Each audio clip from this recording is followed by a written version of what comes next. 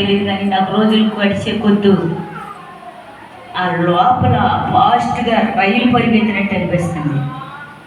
ఎందుకంటే అది ఆయన మీద భారం వేసాం కాబట్టి, ఆయన కృపను బట్టి ఈ కార్యము జరుగుతుంది. అది నీ చిత్తమయ్యా అని నేను ఎంతగానో నా యేసయ్య వైపుకు చూస్తున్నాను. దేవుని స్తోత్రం. ఆయన చేసిన వాగ్దానం ఏంటంటే, నేను అసలు మీటింగ్ పెడదామని నేను ఎప్పుడు ఊహించుకోలేదు. చెక్కపల్లిలో ఏర్పాటు చేద్దాం అనుకున్నాము, కానీ అది కుదరలేదు. నేను పోయిన నెలలో 2 దినాలు ఫాస్టింగ్లో ఉన్నప్పుడు, మరి శనివారం గల రాత్రి మేము ప్రార్థన చేస్తూ ఉన్నప్పుడు పిల్లలు మేము దేవుడు మాట్లాడటం జరిగింది.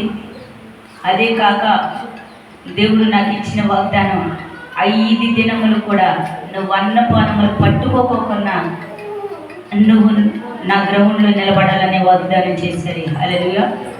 నేనైతే ఒక్కరోజు ఉపవాసం అంటకి ఈ వరకలా ఉండలేకపోతున్నా. హెల్త్ బాగుంటుందా, 5 దినాలంట ఏమీ తినకూడదంట. నీ చిత్తం ప్రభువా. నేను చూస్తే ఈ మధ్యకాలంలో బాగా బలహీనరైపోతే మీకు తెలుసు. మొన్నటి దినాన్ని కూడా నాకు దేవుడు మరణం నుండి దగ్గరకు వచ్చినట్లు అనిపించింది. 3 దినాలు అయినా సరే మరి ఆయన ప్రణాళిక ఎలా ఉందో నాకు తెలియదు, కానీ 5 దినములు కూడా నీవేమీ పట్టుకోవద్దని దేవుడు వాగ్దానం చేస్తాడు. అదే రీతిగా నా ప్రభు నన్ను హెల్దీగానే నిలబెట్టుకున్నాడు. దేవుని స్తోత్రం. హల్లెలూయా. వాగ్దానం చేసిన వాడు నమ్మదగిన వాడండి. దేవుని స్తోత్రం. మరి ఏదేమైనా కొన్ని పనులను బట్టి నేను ఇలా ఉండి కూడా నేను చాలా ప్రాంగణాలు తిరిగి వస్తాం జరిగింది. ఆయన కృప నాకు తోడుగా ఉంచాడు. నేను ఆయనకి ఏమిచ్చి రుణం తీర్చలేను కాబట్టి నా ప్రియ సహోదరి సహోదరు, ఎండిపోయిన నా జీవితం, పాడైపోయిన నా జీవితం, పనికిరాని నా జీవితాలు ఆయన ప్రాకారాలతో కట్టబడేలాగా చేశాడు. నేను ఏ గ్రామం నుండి వేడ్చుకుంటూ వచ్చానో, ఏ గ్రామం నుండి వెలివేయబడి వచ్చానో, అదే గ్రామంలో నా దేవుడు తలెత్తి వరకు నిలబెడుతున్నారని దానిస్తులని చాలా దుఃఖపడుతున్నాను. అందుకే పరిశుద్ధాత్మ దేవుడు తలంటి వేరు, మన తలంటి వేరు. 2 మాటలే చెప్పి ముగించేస్తాను. దయచేసి మీరు కొద్ది నిమిషాలు అనుకోవద్దు. 2 మాటలు చెప్పి ముగించేస్తాను. మీరు పనులన్నీ కూడా మరి ఈరోజు మీరు చేయవలసిన పనులన్నీ కూడా చక్కచక్క ముగించుకుని, మీరు ఏమన్నా వస్తువులు మీ అన్నీ కూడా చదువుకొని మీరు సంకన పెట్టుకోండి. రేపు టయానికల్లా మనం పెళ్ళి గ్రామంలో ఉండటానికి నేను ఒక వాకనాన్ని ఏర్పాటు చేస్తాను. నేను వెళ్ళుకుంటే ఈరోజే కొన్ని ఒక జత పట్టుకుని నా దారి నట్టి వెళ్ళిపోతాను. ఎందుకంటే అక్కడ చాలా పనులు ఉన్నాయి కాబట్టి దేవుని ప్రణాళిక రాత్రి ఇంటి చేరే వరకు ఉండాలని మీరు ప్రార్థన చేయండి. చిన్న మాట, కీర్తన గ్రంథం 143వ కీర్తన మనం చదువుకుందాము. 143వ కీర్తన మొదటి నుండి మాట చదువుతుంది. యెహోవా నా ప్రార్థన ఆలకింపు, నా విన్నపములకి చెవియొగ్గు. నీ విశ్వాసము సత్యమును బట్టి, నీ నీతిని బట్టి. దేవుని స్తోత్రం. ప్రియ సహోదరి సహోదరుడా, నాకైతే ఈ బైబిల్ అంతా చదువు లేకపోయినా ప్రభా ఈరోజు నేను ఏం మాట్లాడాలి అన్నప్పుడు నాకు దేవుడి వచ్చినాన్ని తెలియపరుస్తూ ఉంటాడు అన్నమాట. హల్లెలూయా. నేను ఈరోజైతే కీర్తనలో 2 చెప్దాం అనుకున్నా. మరలా ఈ వాక్యాన్ని చూసినప్పుడు ఈ వాక్యం మీద నడపమని నా దేవుడు మాట్లాడుచున్నాడు. నిన్నటి దినాన చాలా అద్భుతమైన కార్యము. మరలా ఈ మాట చదివాను. యెహోవా నా ప్రార్థన ఆలకింపు, నా విన్నపములకి చెవియొగ్గుము.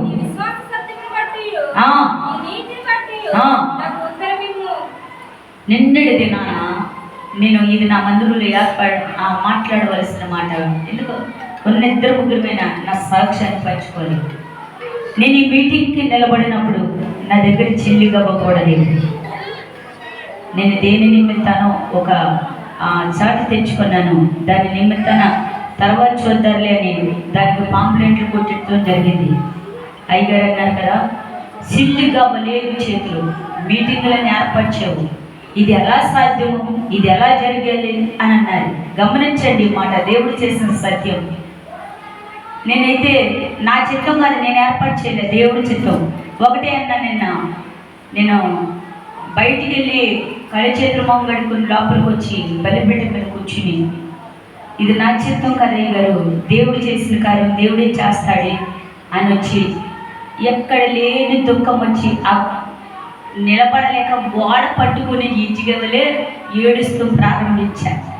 ప్రభువా, నువ్వు ఎందుకు నిలబెట్టుకుని ఎందుకు ఈ పని చేయమన్నావు అని నేను ప్రార్థన చేస్తూ చేస్తూ అలా దుఃఖపడుతూ, నా దగ్గర ఏమీ లేని పరిస్థితి అని నా దేవుడిని అడుగుతూనే నేను ఎంతగానో నా దేవునికి సంభాషణమయ్యి ఆ అమ్మాయి నేను లేకుండానే నా ఫోన్లోకి 20,000 రూపాయలు నా ప్రభు ఇచ్చాడు. సభ్యుల పట్ల నేను ఆమె లేకుండానే మెసేజ్ చూస్తే 20,000 రూపాయలు నా దేవుడు ఇచ్చాడండి. దేవుని స్తోత్రం. హల్లెలూయా. ఎవరిచ్చారు అంటే మెసేజ్ ఎవరు అంటల్లా, వాళ్ళు ఎవరన్నా అయితే ఫోన్ పై నెంబర్ పడిపోతా పలానా లిఖిత వేసిందా, మౌనిక వేసింది అన్నీ దాన్ని పడతల్లా. ఇది ఎలా సాధ్యం?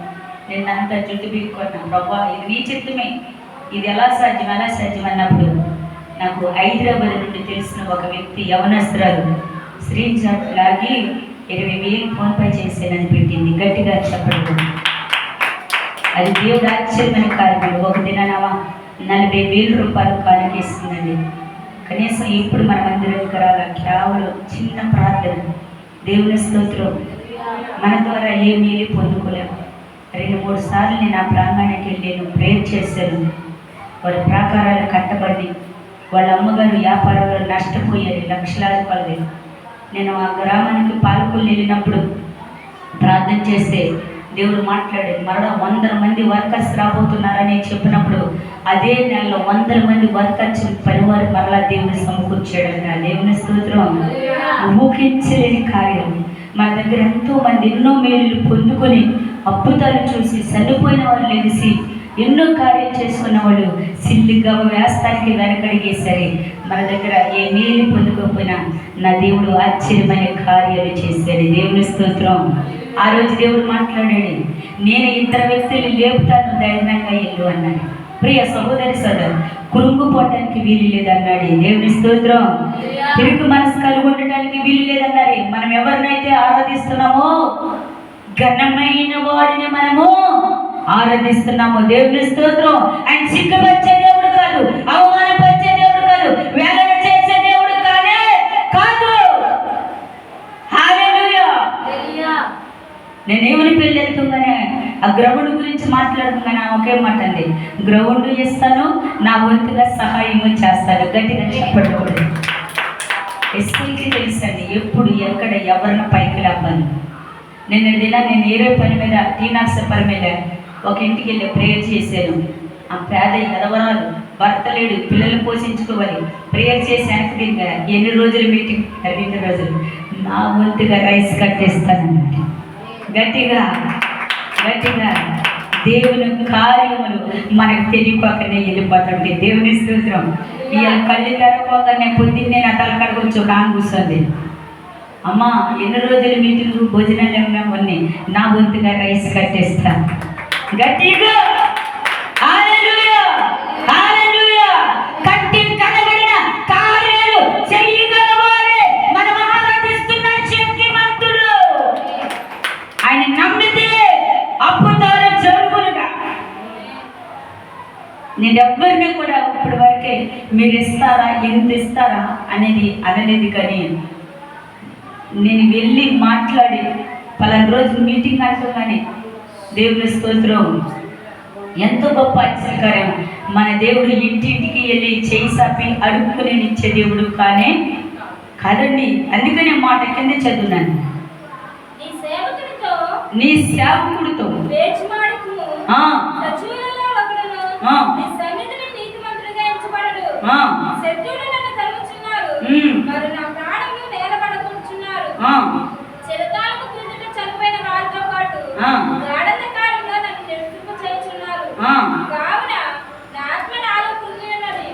కావున నా ఆత్మ నాలో కృంగి ఉన్నది.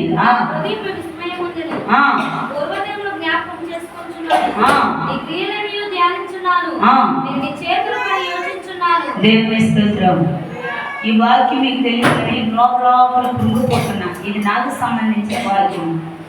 ఎందుకంటే నీ శత్రువులు తరుముచున్నారు. ఇది కూడా నాకు చాలా అనుభూతి కలిగింది. నేను ప్రార్థనలో ఉన్నప్పుడు కూడా ఇది జరిగిన సంఘటన. దేవుని స్తోత్రం. కానీ యేసయ్య అన్నాడు కదా, నా ప్రాణమా నీవిలా కృంగి ఉన్నావు. చెప్పకూడదు కీర్తనలు దయచేసి వద్దులే. 45 మనకు తెలుసుమంటే ఇంకో మాట చెప్పి ముగించేస్తాను.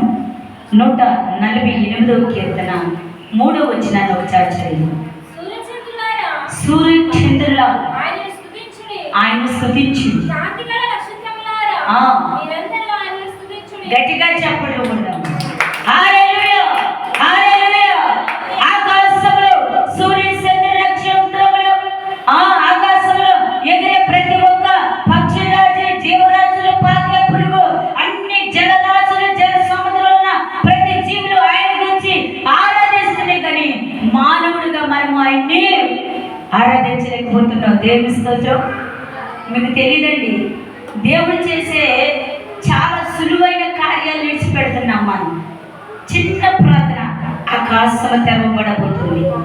ఆమేన్. చిన్న ప్రార్థన నీ జీవితాన్ని మార్చివేస్తుంది. చిన్న ప్రార్థన నీ ప్రార్థనలు కట్టబడుతుంది.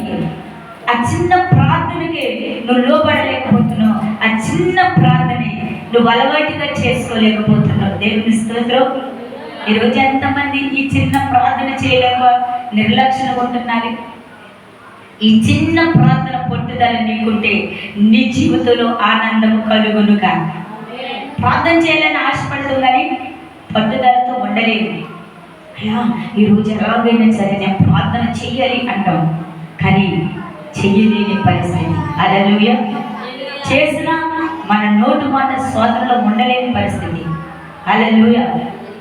గమనించండి, నీవెప్పుడైతే నిబ్బరం కలిగి ఈ ప్రార్థనలో పట్టుదలతో నిలబడతావో నాతో మాట్లాడే దేవుడు నీతోనే మాట్లాడుదుగా.